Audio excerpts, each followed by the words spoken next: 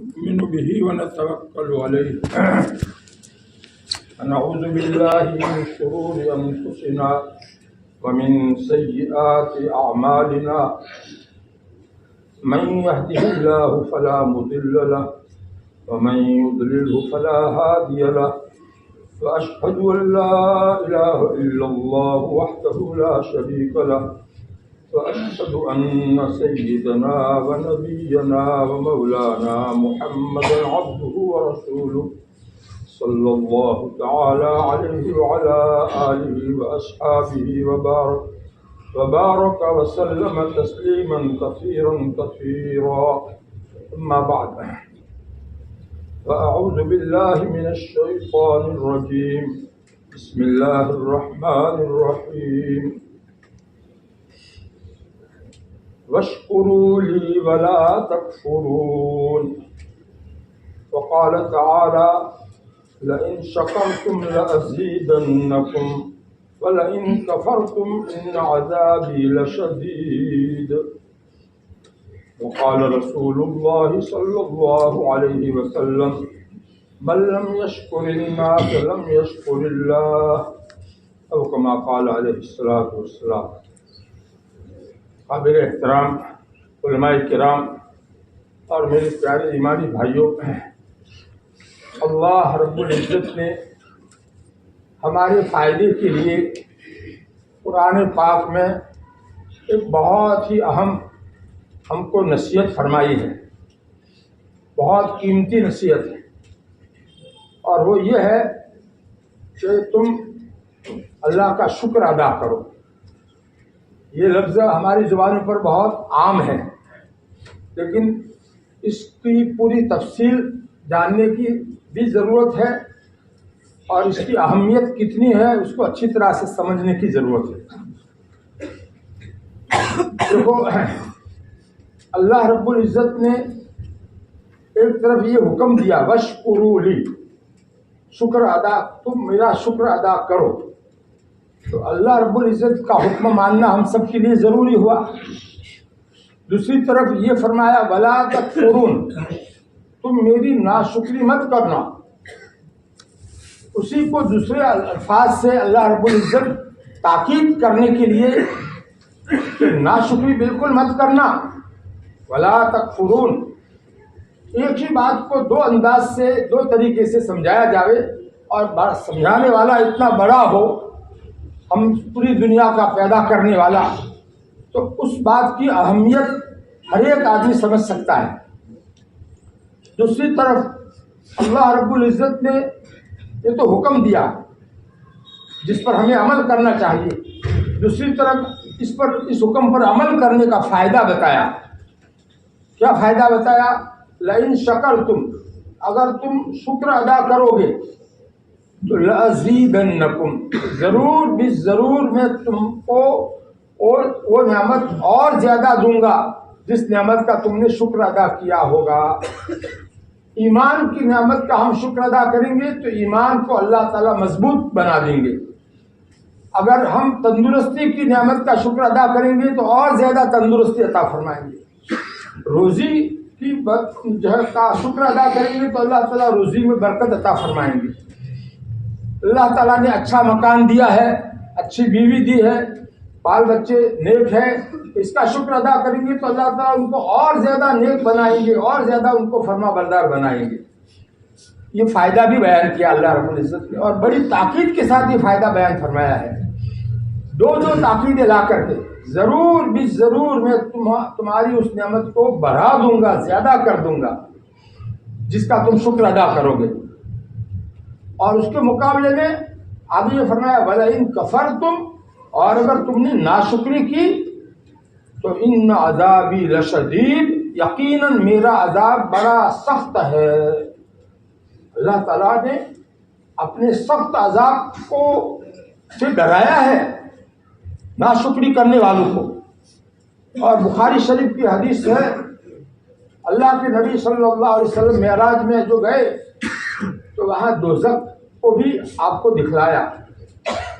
جنت میں تو داخل ہوئے آپ، اور دوزخ کو آپ نے جو دکھلایا، اللہ تعالیٰ نے جو دکھلایا، تو آپ نے اس کو صحابہ کے سامنے آ کر بیان کیا، اریت النار، مجھے دوزخ دکھلائی گئی تو میں نے کیا دیکھا دوزخ کے اندر، عورتیں زیادہ ہے مردوں کے مقابلے میں۔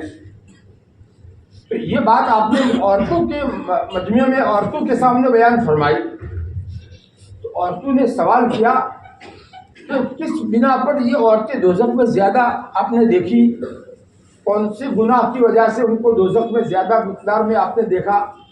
تو اس کی وجہ آپ نے کیا فرمائی؟ بے کفرہن، ان کے کفر کرنے کی وجہ سے، یہ لفظ ہے حدیث شریف میں، بے کفرہن۔ تو پوچھنے والوں نے پوچھا کہ کیا یہ اللہ کے ساتھ کفر کرتی ہے اس لیے دوزخ میں زیادہ دیکھی؟ تو آپ نے فرمایا نہیں، بلکہ یکفرن العشیر و یکفرن الاحسان، تو یہ عورتیں شوہر کی ناشکری کرتی ہیں اور احسان کی ناقدری کرتی ہیں، شوہر کی طرف سے جو بھی احسان اس پر ہوتا ہے اس کی ناقدری کرتی ہیں۔ یہ مراد ہے یہاں، اس کو کفر کے لفظ سے تعبیر کیا، یہ ایک طرح کا کفر ہے، وہ بڑا کفر تو نہیں ہے لیکن ایک طرح کا چھوٹا کفر ہے، اس لیے وہ دوزخ میں زیادہ مقدار میں ان کو دیکھا ہے۔ تو اس سے معلوم ہوا کہ چاہے کوئی بھی ناشکری کرے، چاہے مرد ہو چاہے عورتیں ہو، ناشکری ایسی مصیبت ہے اور ایسا بڑا گناہ ہے تو اس کی وجہ سے آدمی کو دوزخ میں جانا پڑے گا۔ یہ بات اس حدیث پاک سے معلوم ہوئی جو بخاری شریف کی حدیث ہے۔ اس لیے بھائی ہم اپنے آپ کو ہر وقت یہ سوچا کرے کہ اللہ تعالیٰ کی نعمتیں کیسی کیسی میرے اوپر ہے، ان کا زبان سے الحمدللہ کہہ کر شکر ادا کرے۔ اچھا ٹھنڈی ہوا کا جھونکا بھی لگ جاوے تو بھی زبان سے الحمدللہ نکلنا چاہیے۔ گھر میں گئے بچے کھیل رہے ہیں اور تندرست ہے تو ان کو دیکھ کر بھی اللہ کا شکر ادا کرتے ہوئے الحمدللہ زبان سے نکلنا چاہیے۔ بار بار رٹ لگا نہیں چاہیے اللہ کا شکر ادا کرنے کے لیے، الحمدللہ الحمدللہ اللہم لک الحمد و لک الشکر، اس کی رٹ لگانی چاہیے، بار بار شکر ادا کرنا چاہیے۔ ہمارے نبی صلی اللہ علیہ وسلم نے اپنے لیے دعا کی ہے، اللہم اجعلنی صبورا واجعلنی شکورا، اے اللہ آپ مجھ کو بڑا صبر کرنے والا اور بڑا شکر کرنے والا بنا دیجئے۔ اور دوسرے الفاظ ہے اللہم اجعلنی اعظم شکرک، اے اللہ مجھے ایسا بنا دیجئے کہ میں آپ کا عظیم شکر ادا کروں، بہت زیادہ شکر ادا کروں۔ ہم اپنے لیے ہمارے نبی صلی اللہ علیہ وسلم اللہ تعالیٰ سے مان رہے ہیں، ہمیں بھی ان مسنون دعاؤں کے ذریعے سے اللہ تعالیٰ سے اس کو مانگنا چاہیے، اے اللہ مجھے بڑا شکر گزار بندہ بنا دیجیے۔ ہم لوگ ایسی دعائیں نہیں مانگتے، دوسری دعائیں مانگتے ہیں، لیکن اس طرح کی دعائیں جو ہے اگر مناجات مقبول کی ایک منزل پڑھنے کا معمول رکھے، اس میں یہ سب دعائیں ہیں، قرآن و حدیث کی دعائیں سب اس میں ہے، یا الحزب العظم کی ایک منزل روزانہ پڑھے تو اس میں بھی یہ سب قرآن و حدیث کی دعائیں ہیں، اس کا بھی اہتمام کریں۔ جیسے تلاوت کرتے ہیں ہم لوگ قرآن پاک کا اہتمام کرتے ہیں پڑھنے کا، ایسے ہی دعاؤں کا بھی اہتمام کرنا چاہیے۔ دیکھو شیطان کو جب اللہ تعالیٰ نے اپنے دربار سے جو ہے مردود کر دیا، پہلے یہ اللہ کی خوب عبادت کرتا تھا اور پہلے یہ ایسا نہیں تھا، لیکن جب ایک حکم اللہ تعالیٰ کا اس نے نہیں پورا کیا تو اس کی وجہ سے اللہ تعالیٰ نے اس کو اپنے دربار سے جو ہے مردود بنا دیا، بھگا دیا، نکال دیا اور جو ہے ملعون کر دیا۔ اس پر اللہ تعالیٰ کی لعنت ہمیں جو ہے قیامت تک کے لیے اس پر لعنت ہو گئی۔ تو اس موقع پر اس ابلیس نے، بڑے شیطان نے اللہ تعالیٰ سے کیا کہا کہ اے اللہ یہ آدم کے سامنے آپ نے مجھے جو حکم دیا تھا جھک جانے کا، ان کو بڑا ماننے کا، تو میں نے یہ نہیں مانا، تو اس کی وجہ سے مجھے آپ کے دربار سے نکالا جا رہا ہے، تو میں اس آدم کی اولاد کو گمراہ کرنے کی پوری کوشش کروں گا، سامنے سے بھی ان کو کوشش کروں گا، پیچھے سے، داہنی طرف سے، بائیں طرف سے، ہر طرف سے کوشش کر کے ان کو ناشکرا بنا دوں گا.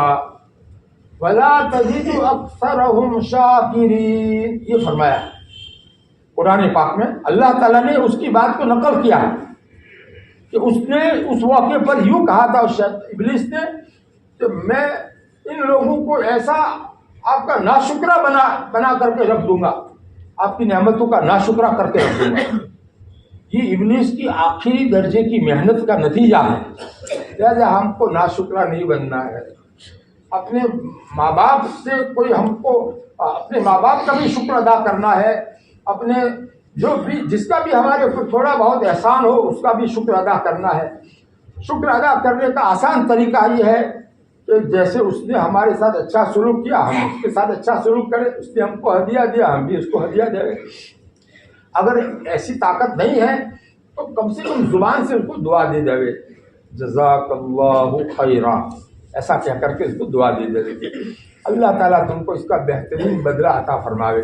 عام طور پر لوگ یہ دعا کس طرح سے پڑھتے ہیں؟ جزاک اللہ جزاک اللہ، اتنا کہتے ہیں. یہ ادھوری دعا ہے، پوری دعا نہیں ہے. یہ اس میں خیرن کا لفظ آخر میں ہے، جزاک اللہ خیرا.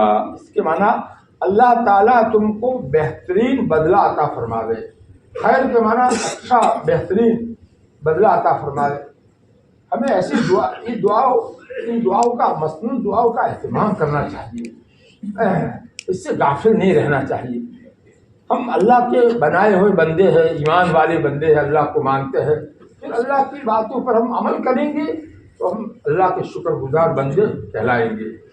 دیکھو ہم مسجد میں آتے ہیں تو یہ کیا ہے؟ اللہ کے سامنے اپنی پیشانی زمین پر رکھ کر کے اللہ کی بڑائی ظاہر کرتے ہیں اور اپنی کمزوری، اپنی عاجزی، اپنی ذلت ظاہر کرتے ہیں. تو یہ بھی عملی طور پر ایک طرح کا شکر ہے. اللہ تعالیٰ نے ہم کو جو ہے اللہ کے سامنے کھڑے ہونے کی، باوضو ہو کر کے کھڑے ہونے کی، گھر میں آنے کی توفیق دی. تو اللہ تعالیٰ کے سامنے ہمیں اس کی عزت، اس کا ادب احترام پورا وجہ لانا چاہیے. ادب کے ساتھ کھڑا رہنا چاہیے اور جھک جانا چاہیے اور پھر سجدے میں اپنا سر رکھ دینا چاہیے. اور زبان سے بھی اللہ تعالیٰ کی تعریف کرنی چاہیے. الحمدللہ رب العالمین، اللہم ربنا ولک الحمد، یہ سب کیا ہے؟ اللہ کی تعریف. یہ شکر کے الفاظ ہیں. تو یہ نماز میں بھی شکر کی تعلیم دی گئی ہے. اور نماز کے علاوہ مختلف دعائیں ہم جو پڑھتے ہیں ان میں بھی ہمارے پیارے نبی صلی اللہ علیہ وسلم نے اپنی امت کو شکر ادا کرنے کا ڈھنگ سکھایا ہے. دیکھو کھانا کھایا تو کھانے کے بعد میں کیا کہو؟ الحمدللہ الذی اطعمنا وسقانا وجعلنا مسلمین. تمام تعریفیں اس اللہ کے لیے ہے جس نے ہم کو کھلایا اور جس نے ہم کو پلایا اور جس نے ہم کو مسلمان بنایا. یہ سب نعمتوں کا شکر ادا ہو گیا. جب ہم پانی پیتے ہیں، کوئی بھی پینے کی چیز پیتے ہیں تو اس کے بعد میں الحمدللہ کہتے ہیں.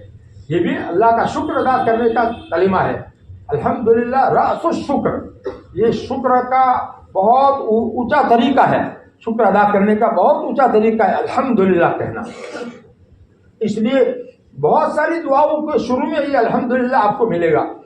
آپ جو ہے سو کر اٹھتے ہیں تو کیا کہتے ہیں؟ الحمدللہ الذی احیانا بعدما اماتنا والیہ النشور. تمام تعریفیں اس اللہ کے لیے ہے جس نے ہم کو موت دینے کے بعد زندہ کیا. یہ نیند کیا ہے؟ ایک طرح کی موت ہے. اور اس کے بعد ہم کو بیدار کیا، زندہ کیا. والیہ النشور، اور ہم کو دوبارہ اللہ ہی کے پاس جانا ہے. تو کیسی دعا سکھلائی جس میں اس نعمت، نیند کی نعمت کا بھی شکر ادا کرنے کا ڈھنگ سکھایا امت کو. اور اس کے ساتھ آخرت کو بھی یاد دلایا. یہ موت کی کو سوچ کر کے آخرت کو جو ہے یاد دلایا. والیہ النشور. اسی طرح آپ سفر کرتے ہیں اور سفر کی دعا بھی کیا ہے؟ جو ہے آدمی سیٹ پر بیٹھ جاوے، بسم اللہ کہہ کر داہنا قدم رکھ کر تو الحمدللہ پہلے کہیں، اللہ کا شکر ادا کریں. پھر سبحان الذی سخر لنا ھذا، یہ دعا پڑھے. تو معلوم ہوا کہ ہر نعمت کے حاصل ہونے پر شکر ادا کرنے کا ڈھنگ ہمارے نبی صلی اللہ علیہ وسلم نے امت کو سکھایا ہے. ہم جب جمعہ کے دن کپڑے بدلتے ہیں غسل کر کے تو اس کے لیے بھی دعا سکھلائی अल्हम्दुलिल्लाह الذي कसानी मा उवारी बिही औरती व अतजम्मलु बिही फी हयाती। तमाम तारीफ़ उस अल्लाह के लिए है जिस अल्लाह ने मुझको ऐसा कपड़ा पहनाया जिससे मैं अपने शर्मगाह को छुपाऊँ और लोगों की नज़रों में अच्छा खूबसूरत बन करके आऊँ। वाह रे वाह! ये दोनों नेमतों का शुक्र अदा करने के लिए अल्हम्दुलिल्लाह पहले कहा। फिर उसके बाद में ये इसी तरह आदमी इस्तिंजा करके फारिग होकर आता है, बाहर निकलता है तो क्या कहता है? अल्हम्दुलिल्लाहिल्लज़ी अज़हब अन्निल अज़ा व आफ़ानी। तमाम तारीफ़ उस अल्लाह के लिए है जिस अल्लाह ने मुझको जो है इस मेरे अंदर से तकलीफ देने वाली जो चीज़ थी उसको दूर कर दिया और मुझको आफियत और राहत अता फरमाई। आदमी को जब बहुत ज़ोर का इस्तिंजा लगा हो, छोटा या बड़ा, तो उस वक्त कैसी तकलीफ में होता है, और जब फारिग हो जाता है तो उस वक्त कितनी राहत और कितनी उसको खुशी हासिल होती है। तो इन दोनों नेमतों का इसमें शुक्र अदा करने का ढंग सिखाया है। अल्हम्दुलिल्लाहिल्लज़ी अज़हब अन्निल अज़ा व आफ़ानी। इस तकलीफ देने वाली चीज़ जो है उसको दूर कर दिया, मुझसे हटा दिया, अल्लाह ने हटाया। वरना कितनी ही आप जो है दवाएं करें, बाद मरतबा कब्ज़ ऐसा शदीद होता है कि दवाओं से भी काम नहीं चलता है। तो अल्लाह ताला ने हमको तरह तरह की नेमतें जो दी है उसका हमें शुक्र अदा करना चाहिए। अगर किसी को तकलीफ़ की हालत में देखे तो उस वक्त के लिए दुआ क्या है? अल्हम्दुलिल्लाहिल्लज़ी आफ़ानी मिम्मा इब्तलाक बिही। तमाम तारीफ़ें उस अल्लाह के लिए है जिस अल्लाह ने मुझको उस बीमारी से सलामत रखा जिस बीमारी में तुझको अल्लाह ताला ने मुब्तला किया है। दवाखाने में जावे या किसी भी बीमार आदमी की इयादत के लिए उसके घर जावे तो हमारे दिल में ये बात होनी चाहिए कि अल्लाह ताला ने मुझे इस बीमारी से सही सलामत रखा है, मुझे अल्लाह का शुक्र अदा करना चाहिए। और ये ज़ुबान से अल्हम्दुलिल्लाह कहकर शुक्र अदा होता है। तो मुख्तलिफ मौक़ों की दुआएं जो है खाने के बाद बहुत सारी दुआएं हैं, सब दुआओं के शुरू में अल्हम्दुलिल्लाह आपको मिलेगा। तो इसी तरह जो है आप और भी बहुत सारी दुआओं को आप सोचेंगे तो आपको अंदाज़ा होगा कि हमारे नबी सल्लल्लाहु अलैहि वसल्लम ने अपनी उम्मत को नाशुक्री से बचाने के लिए और शुक्र गुजार बंदा बनाने के लिए कैसी कैसी दुआएं सिखलाई है। हम लोग इसका एहतमाम करें। और भाई देखो, अल्लाह रब्बुल इज़्ज़त ने हमको मर्द बनाया है, औरत नहीं बनाया। और मर्द की निशानी जाहिर में क्या रखी है? दाढ़ी। ये मर्द होने की निशानी, औरत के चेहरे पर दाढ़ी नहीं होती, अल्लाह की तरफ से ये निज़ाम है। तो अल्लाह ताला का हुक्म, अल्लाह ताला ये चाहते हैं कि मेरे ईमान वाले बंदे जो है मर्द है वो अपने चेहरे के ऊपर दाढ़ी सजावे, दाढ़ी की सुन्नत और दाढ़ी का मुबारक तरीका अपने चेहरे के ऊपर जो है जाहिर करे। इसका हुक्म अल्लाह के नबी सल्लल्लाहु अलैहि वसल्लम ने दिया है और कुरान हदीस में है औफुल लोहा, अब दाढ़ी को बढ़ाओ, ये हुक्म है। अब अगर हम और एक तरफ कुरान में अल्लाह ताला क्या फरमाते हैं? अतीउल्लाह व अतीउर रसूल। तुम अल्लाह का भी कहना मानो और रसूल का भी कहना मानो। ये रसूल ने हुक्म दिया कि दाढ़ी बढ़ाओ, तो अल्लाह ताला कहता है कि ये हुक्म रसूल का जो है उसको तुम मान लो, उसके ऊपर अमल करो, अल्लाह ताला कह रहे हैं। और वमन युतिइर रसूल फ़क़द अता अल्लाह, जिसने रसूल की इताअत की उसने यकीनन अल्लाह की इताअत की। इतना ऊंचा दर्जा है रसूल का, उनकी बातों का। फिर अगर हम दूसरी आयत में अल्लाह ताला फरमाते मा आताकुमुर रसूल फखुज़ूहु, रसूल जो कुछ तुमको देवे अल्लाह की तरफ से अहकाम, उसको मजबूती से पकड़ लो, उसके ऊपर अमल करो। वमा नहाकुम अन्हु फंतहु, और जिससे तुमको रोके रसूल तुम उससे रुक जाओ। ये अल्लाह ताला हुक्म दे रहे हैं कुरान में रसूल के बारे में। अब हम लोग क्या करते हैं? रसूल की बातों के ऊपर अमल नहीं करते और अल्लाह की नाफरमानी, अल्लाह के रसूल सल्लल्लाहु अलैहि वसल्लम की नाफरमानी करते। तो ये सब क्या है? नाशुक्री है। ये मर्द होने की जो नेमत अल्लाह ताला ने हमको दी है, अल्लाह ताला चाहते तो हमको औरत बना देते, लेकिन अल्लाह ताला ने मर्द होने की नेमत हमको जो दी है, इस नेमत की नाकदरी है, नाशुक्री है। शैतान ने अल्लाह ताला से क्या कहा था? वला आमुरन्नहुम फलयुगय्यिरुन्न खल्क़ल्लाह, کہ میں ان مردوں کو حکم دوں گا، ان کے دل میں بات ڈالوں گا کہ وہ اللہ کی بنائی ہوئی شکل کو بگاڑ دیں گے. جو مرد کے چہرے پر داڑھی جو ہے نا، وہ اللہ کی بنائی ہوئی اس کو بگاڑ دیں گے، یعنی صاف کر کے یا چھوٹی کر کے. تو یہ شیطان کی باتوں میں ہم آ گئے. شیطان نے جو قسم کھا کر اللہ کے سامنے بات کہی، اس کی باتوں میں ہم آ گئے. ہم کیسے مسلمان کہلائیں گے؟ مسلمان تو اس کو کہتے ہیں جو اللہ کا مانے، اللہ کا حکم مانے، اس کا نام مسلمان ہے. ہم نہیں مانیں گے تو پھر ہم جو ہے پورے مسلمان نہیں کہلائیں گے، ادھورے مسلمان کہلائیں گے. ادھورے مسلمانوں کے لیے دوزخ ہے، اور گناہوں کی وجہ سے قبر میں عذاب ہوتا ہے. ہاں کیا کریں گے؟ قبر میں کون ساتھ دے گا ہمارا؟ دوزخ میں کون ہمیں بچائے گا؟ اس لیے بھائی اپنے اوپر رحم کرو. اب ایمان والے بندے ہیں آپ، اس لیے آپ کی ہمدردی میں اور آپ کی خیر خواہی میں یہ کہہ رہا ہوں، قرآن و حدیث کا یہ حکم سنا رہا ہوں کہ داڑھی آج تک جو نہیں رکھی بہت بھاری گناہ کیا، حرام درجے کا یہ گناہ آپ نے کیا ہے. دیکھو میں یہ بات ایسی نہیں کہہ رہا ہوں، اللہ کے فضل سے میں مفتی ہوں اور جو ہے پوری زندگی میری فتویٰ دینے میں گزری ہے. میں اس کی قرآن و حدیث کی روشنی میں یہ بات کہہ رہا ہوں کہ داڑھی بالکل صاف کرا دینا وہ تو ہے ہی حرام، اور چھوٹی کر دینا یہ بھی حرام ہے. اور یہ حرام کا گناہ ایسا ہے کہ 24 گھنٹے آدمی اس گناہ میں رہتا ہے، اور جو ہے یہ اوپن گناہ ہے، سب کے سامنے آدمی یہ گناہ کرتا ہے. چھپ کر کوئی گناہ کرے اس کے مقابلے میں سب کے سامنے کرے، اس کا وہ بہت بھاری کہلاتا ہے. اللہ تعالیٰ اس سے توبہ کرنے کی سب کو توفیق عطا فرمائے، اور جو ہے داڑھی رکھنے کی جو ہے ہمیں توفیق عطا فرمائے. بعض لوگ کہتے ہیں سنت ہے، یہ سنت نہیں، واجب کے درجے میں ہے. اس کا حکم کیا ہے؟ واجب ہے. جس سے بھیتر واجب کوئی نہیں پڑے گا تو دوزخ میں جائے گا. تو ایسا ہی یہ داڑھی رکھنا واجب ہے چاروں اماموں کے نزدیک.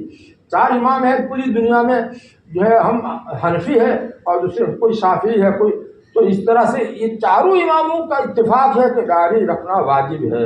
اس میں کسی کا اختلاف نہیں ہے. قرآن و حدیث کی یہ بات ایسی پکی ہے، پھر اس کے خلاف ہم کیوں کریں؟